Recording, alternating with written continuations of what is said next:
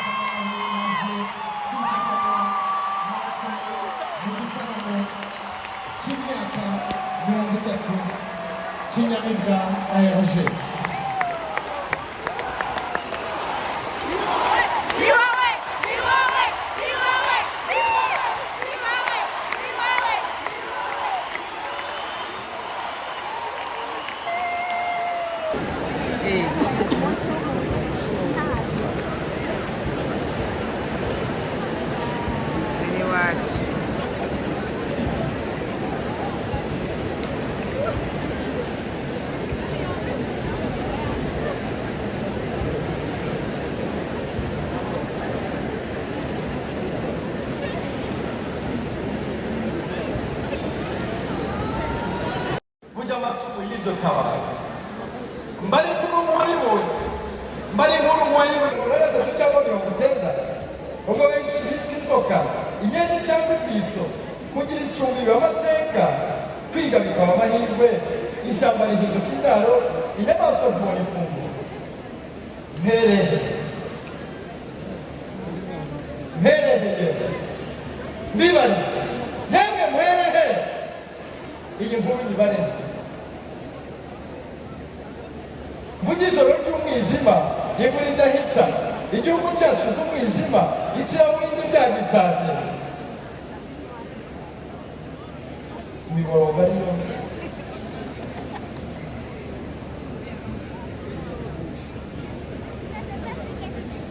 izo marere maremare bakaba boka rugamba bambaye n'itabaro igihugu cy'amahoro.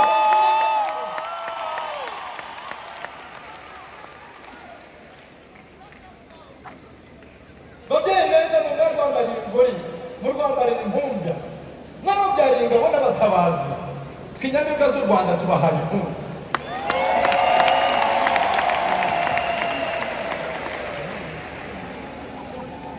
Erega gusingiza intwari abazizi wabo abambara nyonga nimukenera mwitere mwambara ibyagana mu ruhaga maze dushaya abagoroka rugamba namwe nimukomera amayugi mwambara inkingi musasanura ibikubwe n'inkomo ikondera ry'ikanga icuraga n'urugunda byindikizwe ingoma ishaka inyahura n'umuriro.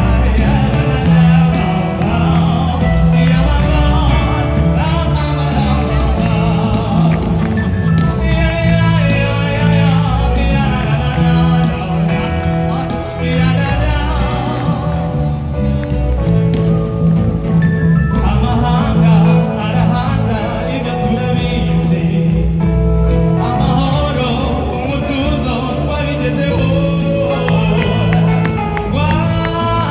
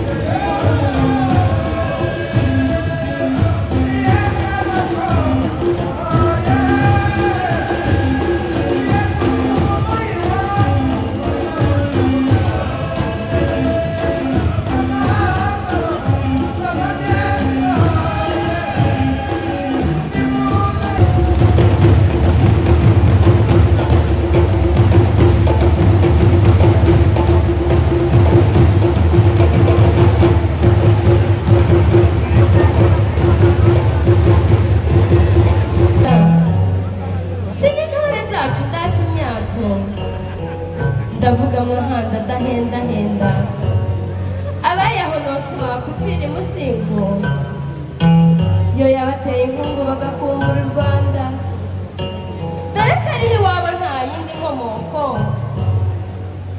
bahakomwe ntawe bakomye mu nkokora kandi niyo biba ari ibyo ntibyari kuba impamvu gacaca yacu yaconcaga byinshi maze uwacumuye agacibwa ikiru bityo agacukubiri n'icyasha ntacibwe iwabo nabi wabo none amahanga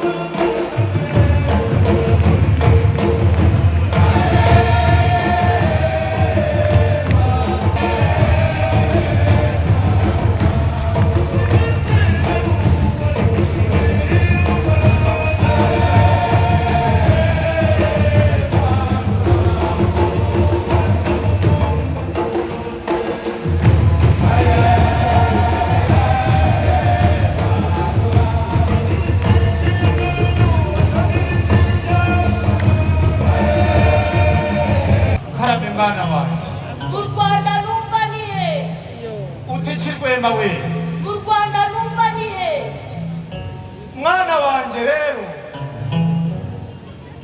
mu Rwanda ni iwacu